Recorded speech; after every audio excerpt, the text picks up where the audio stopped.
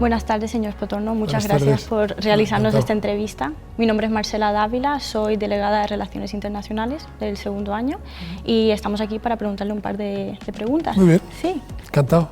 empezamos. Entonces, la primera pregunta es, ¿cómo define Rafael Espotorno el papel de embajador en la diplomacia moderna? Dice el lema de la carrera diplomática, pro patria legazione fungimur tancom patria exhortante per nos.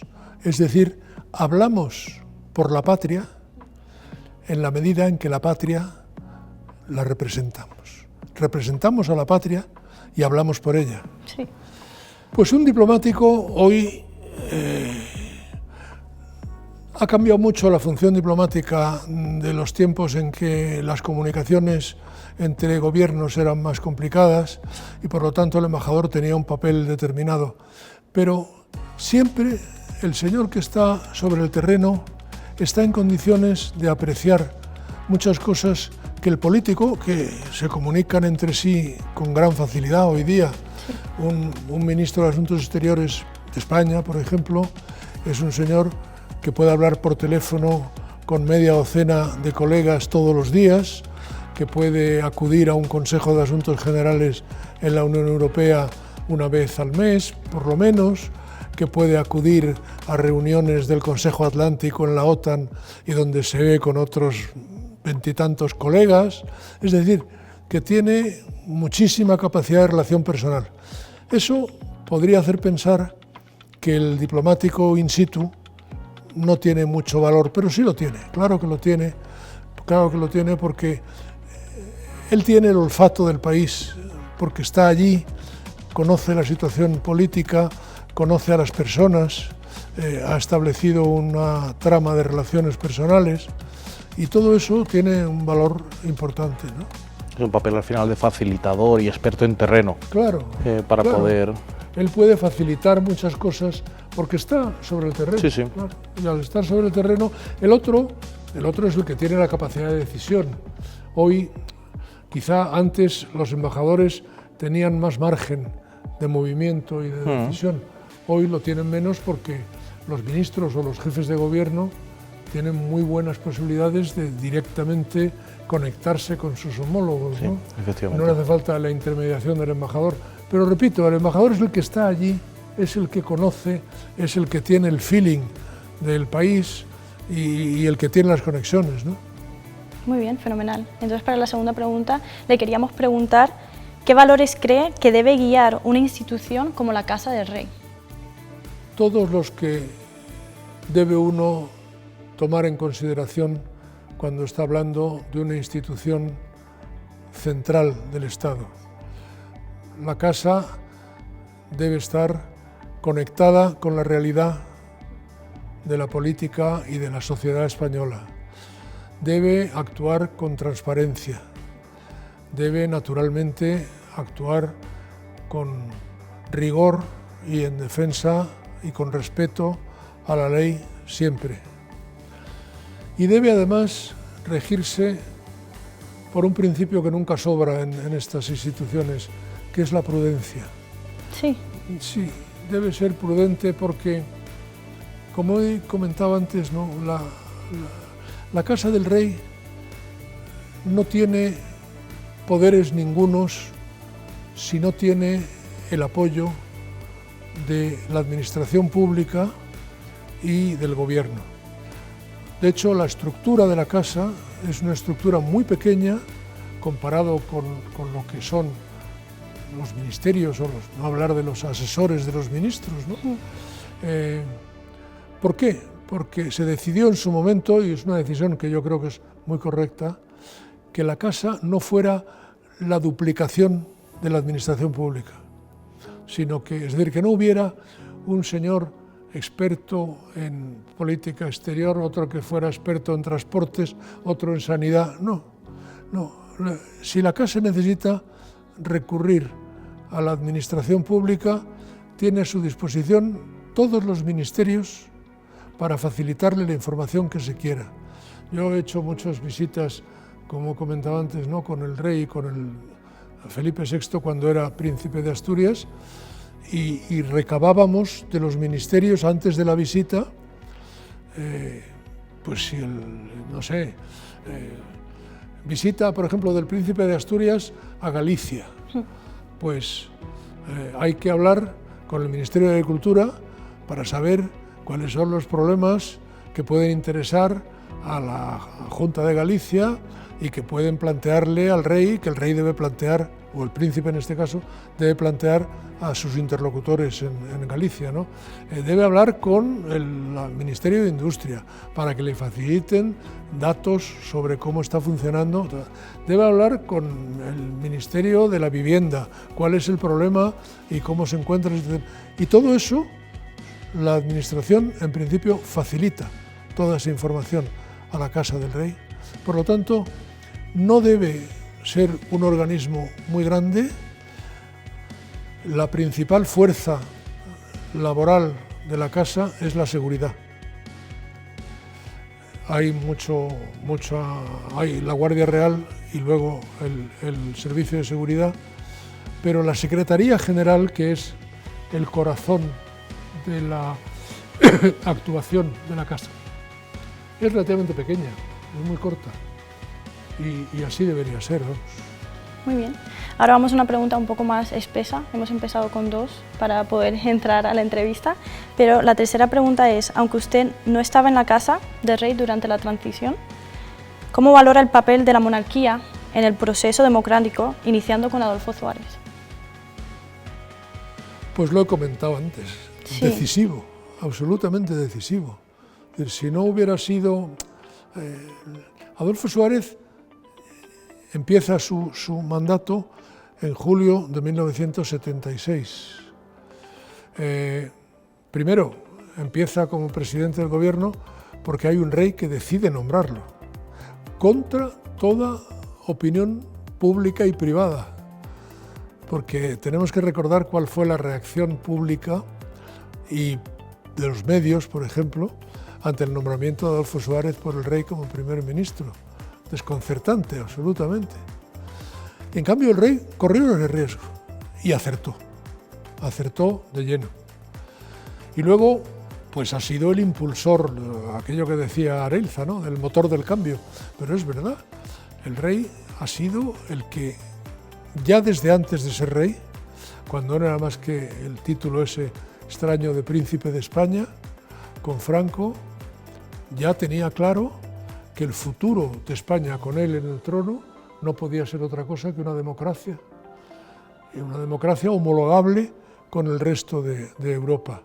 Entre otras cosas, porque siempre tuvo claro también, y lo tuvo muy claro don Juan Carlos, que España tenía que ser miembro de la Unión Europea, entonces Comunidad Europea, y debía ser miembro de la OTAN para garantizar también nuestra propia defensa, ¿no?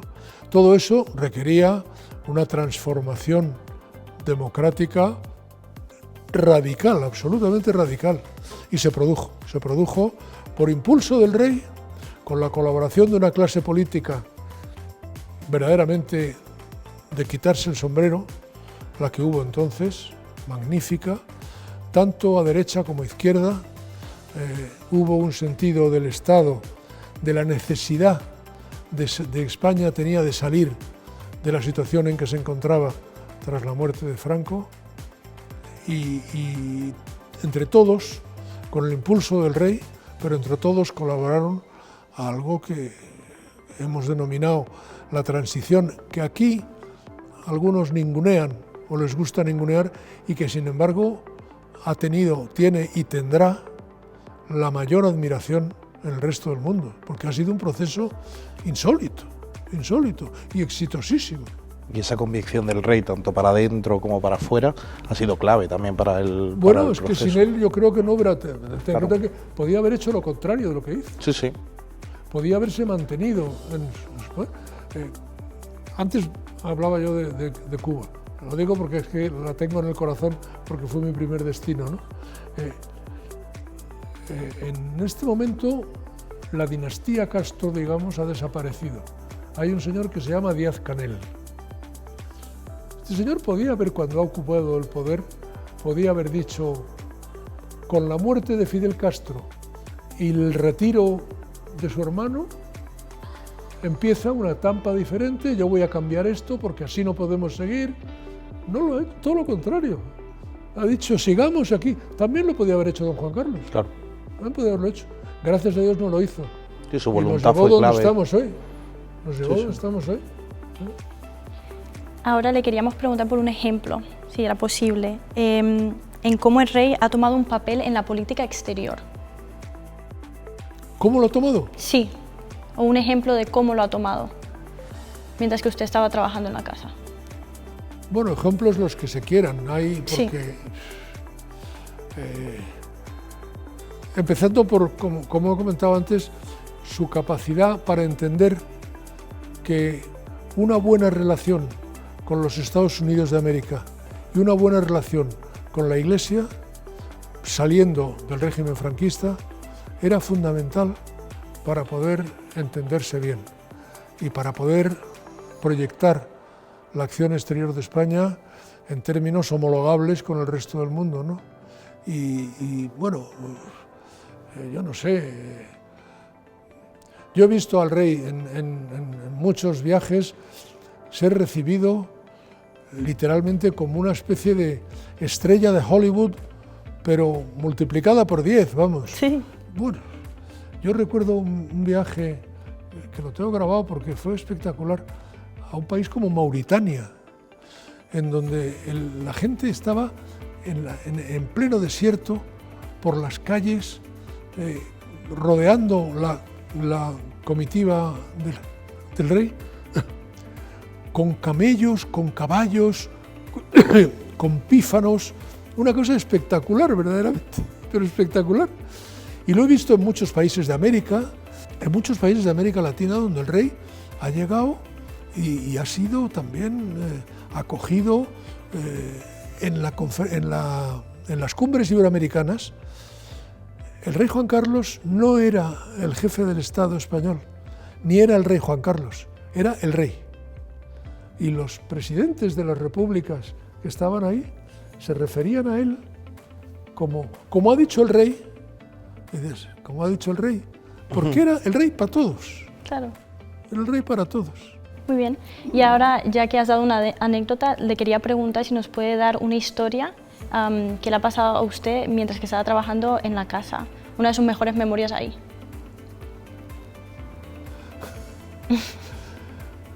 Le voy a contar una que no es la mejor, pero es la más divertida. Venga. En un viaje a Roma con el entonces príncipe de Asturias, nos encontrábamos en el hotel, me parece que era el Gran Hotel de Roma, donde murió Alfonso XIII, por cierto. Y al terminar la visita, por la noche, la seguridad nos dijo que sacáramos nuestras maletas afuera, porque temprano de madrugada venían a recogerlas y teníamos que tenerlas ya hechas y que nos quedábamos nada más con lo que nos teníamos que poner la mañana siguiente, que salíamos de vuelta. Y yo hice mi maleta, volvimos después de cenar al hotel, hice mi maleta y me di una ducha. Y entonces cogí una toalla y me puse la toalla y abrí la puerta de la habitación y dejé mi maleta fuera, como me habían dicho que dijera. Y para mi desgracia se me cerró la puerta. La puerta tenía un mecanismo que automáticamente... No me fijé, yo abrí la puerta, me puse ahí, dejé la maleta en el borde del pasillo y se me cerró la puerta y me encontré descalzo, con una toalla cubriéndome medio cuerpo y sin saber qué hacer. Y entonces pensé, yo estaba en la habitación de encima del príncipe, porque para razones de seguridad cubríamos esa zona, ¿no? Entonces bajé por las escaleras discretamente, ya era la 1 de la madrugada, bajé discretamente por las escaleras y fui a hablar con el escolta que estaba de vigilancia en la puerta de la habitación del príncipe. Y le pregunté si tenía él una llave y me dijo que no. bueno, ¿y ahora qué hago? Y entonces me armé de valor y dije, bueno, pues cogí el ascensor, no me encontré con nadie, bajé hasta el lobby del hotel y desgraciadamente aquello estaba a bastante distancia entre el ascensor y el mostrador de la entrada del hotel, ¿no? Había como 30 o 40 metros que además tuve que recorrer andando marcialmente con la toalla puesta, mirando al frente, porque a la izquierda del pasillo ese que llevaba hasta el mostrador de entrada estaba el bar, y en el bar estaban unos cuantos miembros de la delegación española que estaban tomando copas allí. Y entonces yo pasé derecho, sin mirar a nadie, llegué hasta el mostrador y le dije al señor del mostrador, estoy en la habitación, no me acuerdo cuál, ¿me puede usted dar una copia, por favor, de la habitación, porque se me ha perdido la llave? Y el señor me dio una copia. Y tal cual volví majestuosamente a volver a coger el ascensor. Y en eso el jefe de seguridad se me acercó y me dijo, oye, ¿cómo te ha dado ese señor una llave? Con toda la razón, porque imagínate que yo hubiera podido ser un infiltrado que va al mostrador de atención del hotel y dice, he perdido la llave, ¿le importa darme otra? Y me la dan sin preguntarme ni cómo me llamo, ni quién soy, ni qué hago, ni por qué digo que quiero una llave de esa habitación. Claro, claro.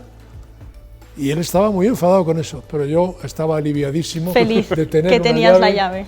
Me volví a meter en el ascensor, me subí hasta mi habitación, abrí la puerta y me tiré a la cama literalmente diciendo, Dios mío, qué mal rato he pasado. Qué mal rato. La circunstancia de la toalla probablemente también acompañaría a bueno, la empatía del recepcionista. Afortunadamente se me ocurrió ponerme una toalla. Claro. Podía no haberlo hecho. Que digo, total, si estoy y no dejar ahí, me meto en la habitación, ¿no? Pues lo hice.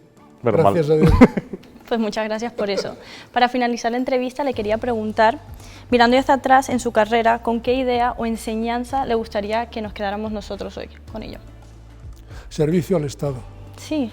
El servicio al Estado es consustancial a un diplomático y a la carrera diplomática.